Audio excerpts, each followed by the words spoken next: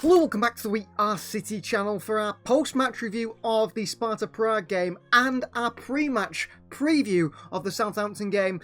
All in one. It's a double whammy. Since they played on the Wednesday night, I thought, why not wait until Friday, put both into the same video. And we will, of course, start off with a dissection, in some ways, of the game for Manchester City at the Etihad against Sparta Prague. I was there on Wednesday night in the South Stand, which is unusual for me. Usually I'm in the North Stand. This time I was in the South Stand, high on the third tier, to see a bit of a different sort of angle. Usually I sit behind the goal. This time I was sat with an overview of how the players moved. And one thing is really clear to see from high up there is how high Manchester City's back line is, by the way. City centre-backs literally camp on the box of the opposition. It shows how high City's line is, and it shows that how much recovery pace we have to have going backwards, something that maybe I'd like Manu Akanji and Joško Vardiel excel in.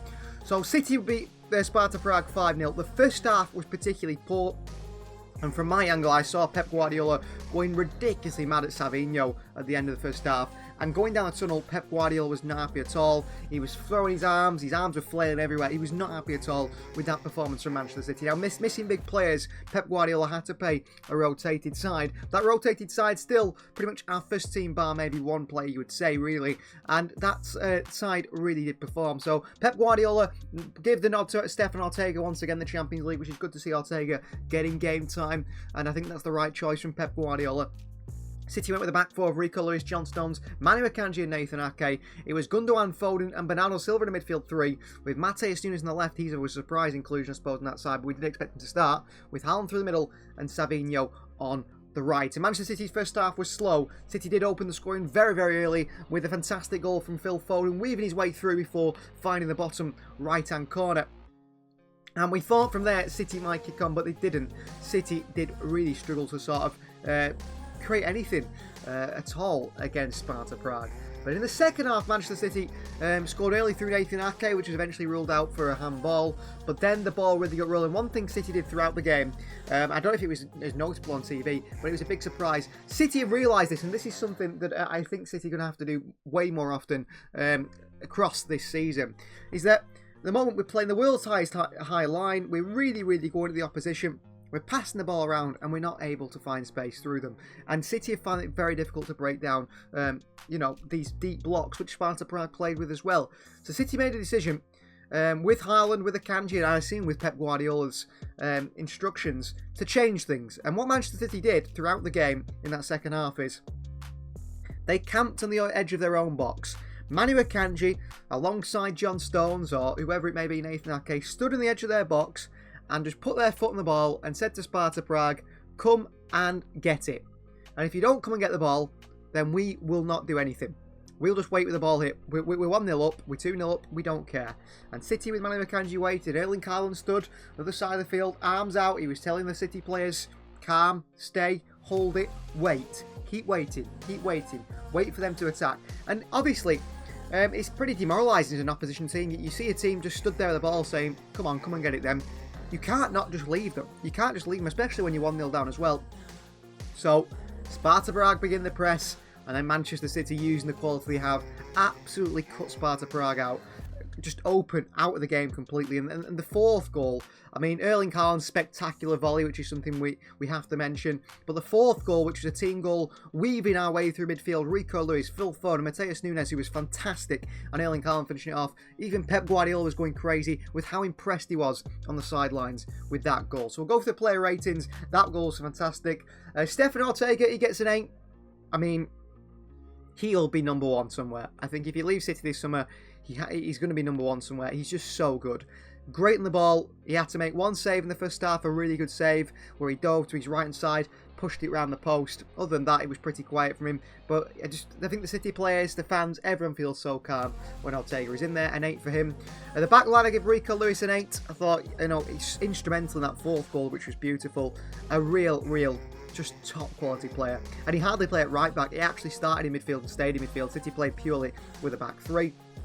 John Stones, a 9, who's picking up goals for himself week in and week out. Now, Pep Guardiola said, didn't he, that if Erling Haaland's injured, he's going to play Stones up top because he just keeps finding areas. And a big looping header by John Stones gives City another goal and another one on his tally. An 8 for Manu Akanji, who is just Absolutely brilliant. I think he's so good. Quick, physical, strong, and then he's got all the physical attributes to be a good defender, and he's great defensively, and then he's got all the things you want from a ball-playing defender as well. He's a real all-rounder. Ake's returned from injury, the 7. He had a good game, a solid game. I don't think he was quite as impactful as Stones, Akanji and Lewis. On to the midfield, where I've given a few lower ratings. Bernardo Silva, a 7. I thought he was good, but was particularly poor in that first half. Ilkay Gundogan, a 6. He was poor in the first half, and he was better in the second half, but I'm really not seeing it with Ilkay Gundogan at the moment, and that is worrying me. I think Kovacic was way more impactful when he came on. It feels like Gundogan just isn't the player of old, and I don't want to keep saying that, but it certainly does feel like that.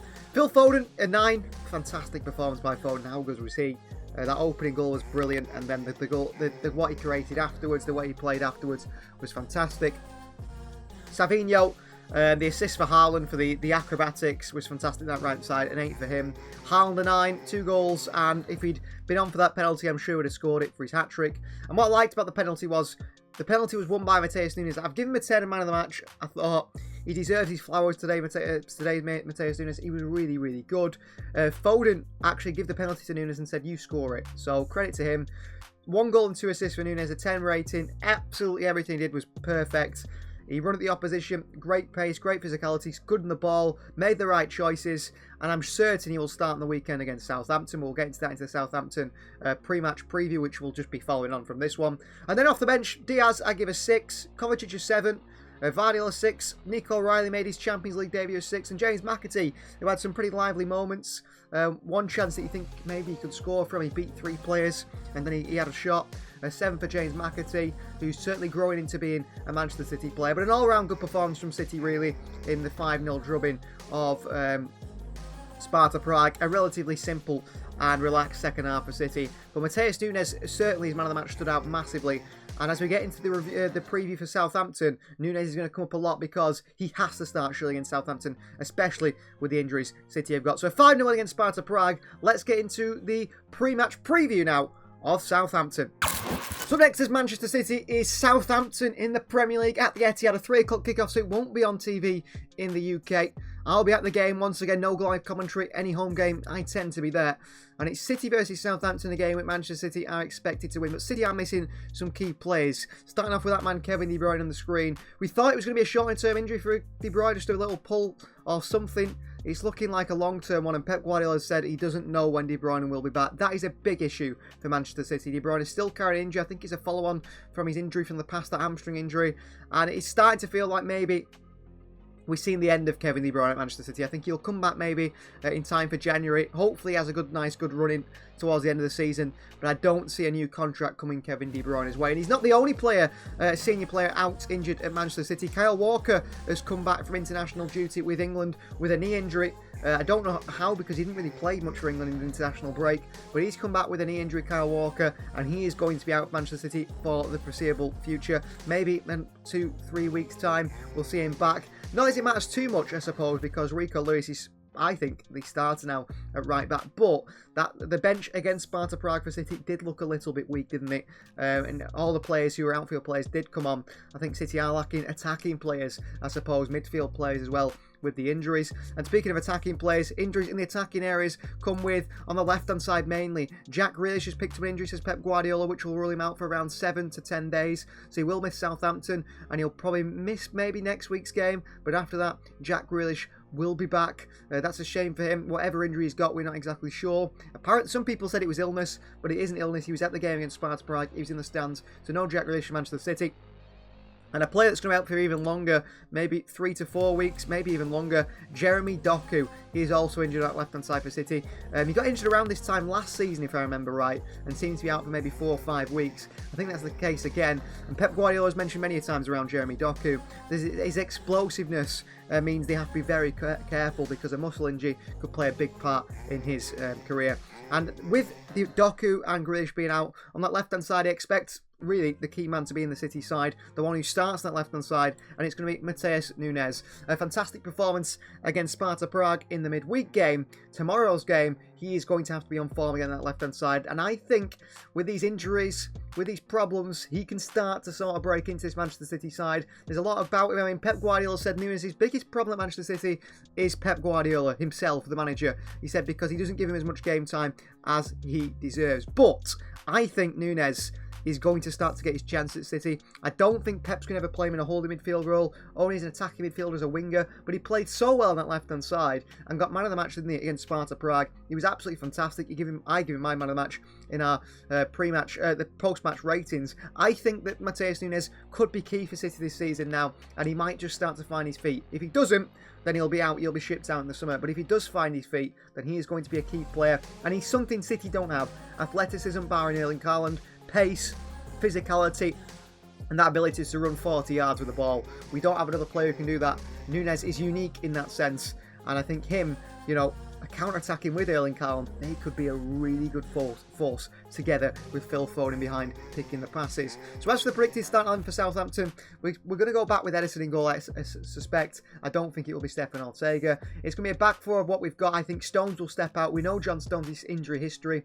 He's played a lot of games recently against Wolves in the midweek, so I think he'll step back out and Diaz will come back in the captain alongside Manu Akanji. Nathan Ake will be on the bench, just getting back to fitness, sharpness from his injury. Lewis at right back and Joško Vardiel at left back. As for midfield three, I think Ilkay Gundogan will drop out and Mateo Kovacic will come in from that midfield against Sparta Prague. Bernardo Kovacic and Foden at the midfield three. And then I think the front three will be exactly the same because we actually have had no other options. Grealish and Doku are out, Oscar Bobby's out, so we've got no other wingers. It's just Savinho and Núñez who can play on the left-hand side. He is the key man with Erling Haaland up top. So that is this predicted Spartan 11 for Southampton. My predicted result, I'm going to say 5-1. I think it's going to be a big result against Southampton.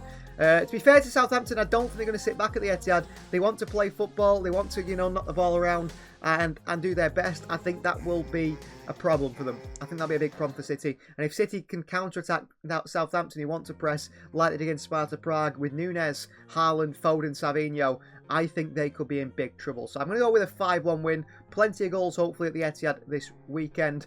Let us know your comments in the down below, in the comments, of course, about, you know, what you thought about the Sparta Prague game. What do you think about Matheus Núñez? Do you think he's going to make it at Manchester City? Is this year that he breaks out? And what do you think the score prediction is for the game against Southampton? And that is the end of today's episode and today's video. Please do like the video if you haven't already. Please do subscribe to the channel if you are new. And we'll see you guys for another one of these next time.